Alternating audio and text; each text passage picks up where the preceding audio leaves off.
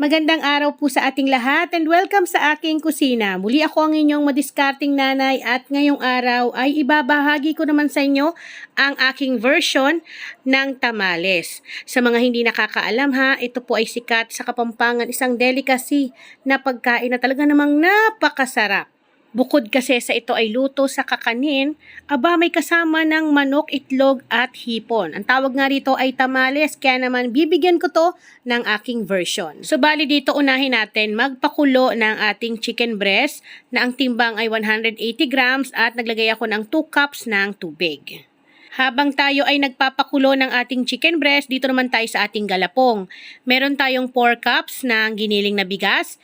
Ito ay hahaluan natin ng 1 litro ng pangalawang piga ng niyog at kailangan natin haluin.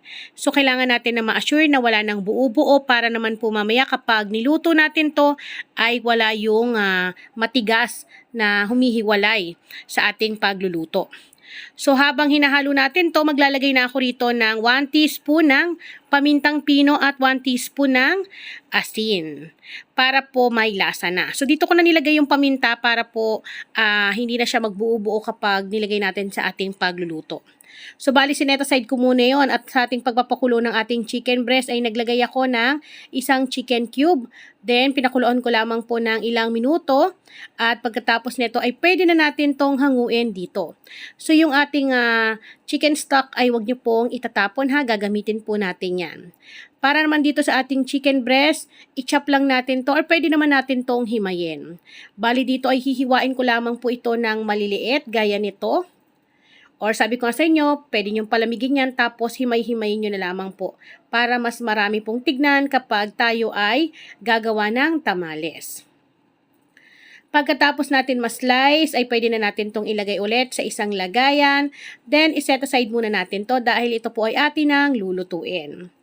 Nakapagsalang na ako ng ating pan, naglagay ako ng 2 tablespoon ng oil at naglagay din ako ng 1 tablespoon ng minced garlic. At igigisa lamang po natin to sa katamtamang apoy lamang. Haluin lamang po at huwag hahayaan na masunog para naman po hindi pumait yung ating bawang. At kapag na golden brown na, pwede na tayo maglagay ng ating sibuyas. Haluin lamang at hintay natin na mag-translucent, lumabas ang aroma ng sibuyas natin. At pwede na natin ilagay itong ating chinap na chicken breast. So, kailangan natin tong sangkutsahin mga manay para naman po malasa. Naglagay ako ng half teaspoon ng pamintang pino. At syempre, titimplahan pa natin yan ng patis. 1 tablespoon. Maglalagay din tayo ng pangkulay, yung ating aswete. So, kailangan tansyahin nyo lamang po ha. Haluin lamang po at lutuin sa katamtamang apoy. Then, kailangan dinudurog-durog nyo or dinidiin-diin nyo mga manay para po magkulay po lahat. So sa aswete natin mga manay, napakadali lang naman po noon. Pwede kayong bumili ng buto ng aswete sa palengke tapos babaran nyo lamang po ng mainit na tubig. Then kapag okay na, pwede na natin tong hanguin at ilagay sa isang lagayan. So ang gagawin natin dito, iset aside muna natin to para mamaya po ay ito ay ating gagamitin pan-toppings sa ating tamales. So dito naman tayo para sa ating galapong, yung ating nilagyan ng gata kanina. So maglalagay ako ng 4 cups ng unang piga ng niyog.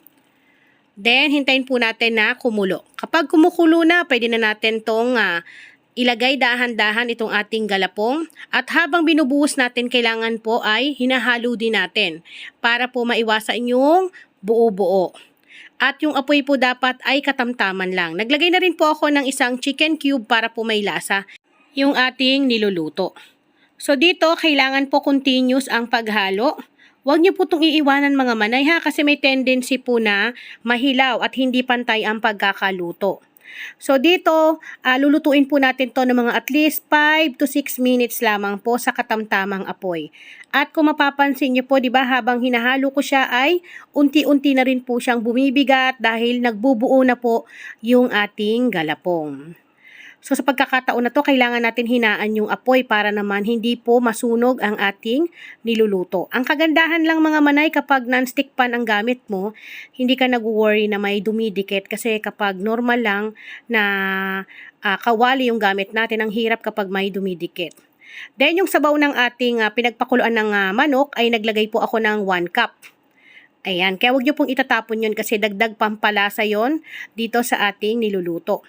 So dito, halo lamang po ng halo hanggang maging smooth yung texture ng ating niluluto. So kapag ganito na ang itsura niya mga manay, ayan, okay na po ito. Ito yung ating puti. So babawasan po natin yan ng 1/4. Ayan, magbawas tayo para ito yung ating kukulayan mamaya. Tapos itong natira ay iset aside natin. So sa isang pan, ito yung pinaglutuan natin kanina ng ating manok, ng chicken breast. Nagisa ulit ako ng bawang. Igisa lang natin yan. Grabe, na-excite na ako mga manay kasi nung natikman ko to sa Pampanga talaga namang nabitin ako sa isang piraso. Ang sarap. Then naglagay na rin ako ng sibuyas. Haluin lamang po natin to hanggang sa maamoy natin yung aroma ng ating bawang at sibuyas, no? Then dito, maghahalo po ako ng hipon mga manay. So, meron akong 5 pirasong hipon na malalaki. So, lulutuin ko lamang to ng 1 minute dito para naman po hindi kumunat. Para din po kasi yung lasa ng hipon ay mahalo dun sa ating tinabi kanina na naluto natin na galapong. So, kapag okay na tong ating hipon, hanguin na natin. So, yung iba nakikita ko mga manay, naglalagay sila ng shrimp paste o bagong alamang. So, eto, hipo na lang po yung aking nilagay. So, eto na yung ating tinabi kanina, no? Mag-a-add ako ng half cup ng sabaw, yung pinagpakuluan ng ating manok para mas mas mag-smooth.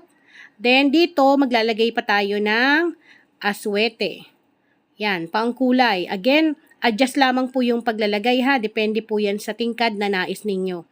Then, ang paghalo po neto, dapat po, dinidiinan nyo mga manay. Parang pinipirat. Ayan. Para po maging balance po at iisa yung kanilang kulay.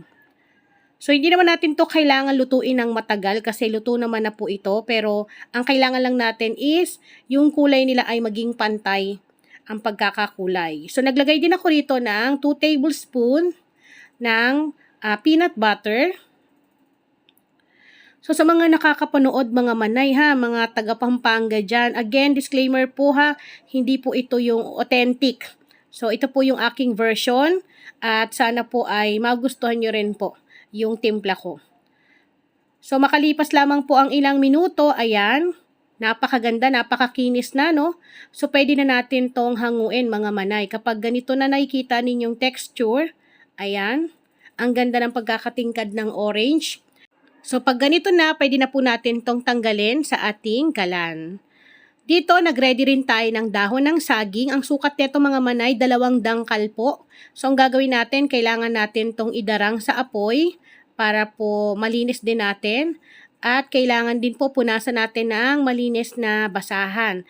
Kasi hindi natin masabi yung mga dahon po ng saging na ating nabibili sa palengke. Minsan may mga alikabok na nakadikit. Kaya kailangan punasan.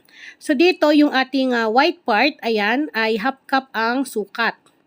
Then para sa ating orange na pang-ibabaw, so pwede kayo maglagay ng 2 kutsara. Or depende sa inyo kung gaano karami yung gusto nyo. So, yung timpla neto mga manay, saktong-sakto lang na, alam mo yun, sarap niyang pambaon, lalo na kapag may outing kayo kasi kahit nasa sasakyan ka, pwede kang kumain. Pwede nga pang almusal, pwede nga rin tong pang ulam mga manay eh. So, naglagay na ako dyan ng ating manok, then yung ating hipon. Tapos, ganito lamang po yung pagbalot ko dahil konti lang din naman yung aking dahon ng saging dito. Hindi ko na siya madodoble, kaya ganito lang yung gawin kong pagbalot. So, ayan. Parang yung normal na suman lang mga manay. Tapos, dinidiinan ko. Then, saka ko i-fold ng pailalim. Then, didiinan ko para maging square siya sa loob. So, ganyan lang po. Then, mamaya ko na yan tatalian. So, ulitin ulit natin. Ayan, naglagay ako ng kalahati. Tapos, maglalagay tayo ng orange sa ibabaw. So, madali lang naman tong sundan mga manay, lalo na kung gusto nyong pang negosyo. Napakasarap niya, promise po. Hindi kayo magsisisi sa timpla. Then, yung ating egg. Dapat po ang egg na ilalagay dito ay itlog na maalat. So, dahil wala akong mabilhan, ayan, nilagang itlog na lang yung nilagay ko. at yung ating manok. So yung manok natin dahil marami akong nagawa kaya dinadamihan ko na para naman talagang syempre pag gagawa tayo para sa ating pamilya, wag na natin tipirin, 'di ba? Dahil minsan lang naman tayo makatikim, itodo na natin yung rekado para naman talagang sulit na sulit. So yan lang, ganyan lang. Tas diinan-diinan nyo lang. Then, gawa ulit tayo ng isa pa para makuha nyo po. Bali kasi ito mga manay, itong recipe na to ay matagal na talaga sa aking nire-request at ngayon ko lang naman talaga natuunan ng oras. So yan, naglagay tayo ng ating hipon, yung ating chicken at egg, tapos balutin na natin at ganyan lang. So yung pagtali naman, pwede kayong gumamit din ng dahon ng saging pero sa akin kasi napuputol kaya ganito na lang yung ginamit ko. Ito, nabibili lang din to online. Ayan, ganyan lang naman yung pagtali mga manay para po maiwasan kasi na pasukin siya ng tubig sa loob. So, kailangan taas at baba ay meron pong tali para hindi siya bubuka. Para maganda rin po yung pagkakaluto. At kapag nabuhol na natin lahat, tatalian na po, pwede na natin yan ilagay sa ating steamer basket. Ayan, nakagawa po tayo ng 9 pieces na tamales. So, pwede na natin tong isalang sa ating kumukulong tubig. Kailangan po yung apoy po ay katamtaman lamang po. Tapos, i-steam lang po natin to ng 25 minutes. Pero, depende po yan sa laki ng tamales na inyong gagawin. Kapag malaki, mas matagal yung oras. At kapag mas marami, ganun din. Mas matagal, maabot ng 40 to 50 minutes. So, dahil konti lang to, kaya 25 minutes lang. So, ayan mga manay, ganito lamang po kadali magluto ng tamales. Ito po ang aking version. So, again, disclaimer mga manay ha. Yung mga nanonood dyan na taga Pampanga, mga Kapampangan, ayan. Grabe, natikman ko yung tamales dyan. Ang sarap, talagang napaka-solid. So, dahil syempre kapag namimiss mo, ayan, gumawa na po ako ng sarili kong version. Ay, kain po tayo. Ayan o. Talaga naman yung mahabang oras ng paghihintay ay sulit nga naman kapag natikman mo. Kaya dun sa mga hindi pa nasusubukan to, hindi pa natitikman, aba, subukan nyo na. At siguradong magugustuhan nyo rin po talaga. Dahil meron ka ng kanin, may ulam ka pa. Pwedeng-pwedeng pang baon at pwedeng-pwedeng pang merienda. So ayan, muli ako po ang inyong madiskarting nanay. Maraming salamat po sa inyong panonood. Magkita-kita po ulit tayo sa susunod. Paalam!